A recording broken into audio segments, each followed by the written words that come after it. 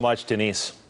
The woman who caused a crash that killed an 8-year-old boy is not fighting a murder charge. Eileen Alderette pleaded guilty to second-degree murder and DUI charges for the deadly collision that also left the boy's parents seriously injured. It all happened on August 31st near the intersection of Eastern and Harmon.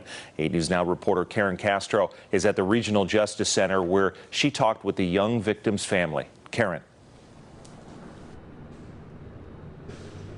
Well, Brian, Levi's family is still working on forgiving Alderette for what she did, but they are thanking her for sparing them the emotional pain of going through a trial.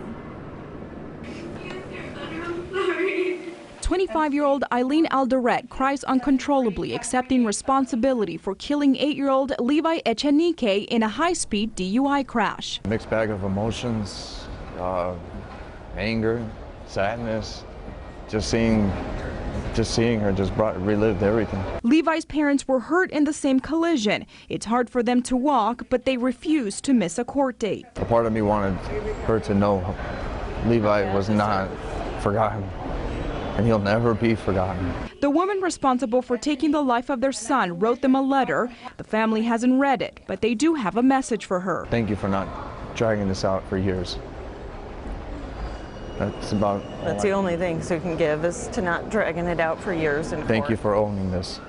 For pleading guilty. Prosecutors believe Alderette was high on pot when she was going 100 miles an hour through a school zone. Our argument is that the marijuana use exacerbated the other behavior. But her defense attorney says Alderette admitted to using marijuana the night before the crash. He's arguing she was having a panic attack on the day of the collision. There's some studies that indicate that even when you aren't smoking on a particular day, there's going to be some amount of marijuana that's detectable for several days. Alderette's attorney says his client has been suicidal and feels awful about the crash. This led her to plead guilty for taking the life of a little boy.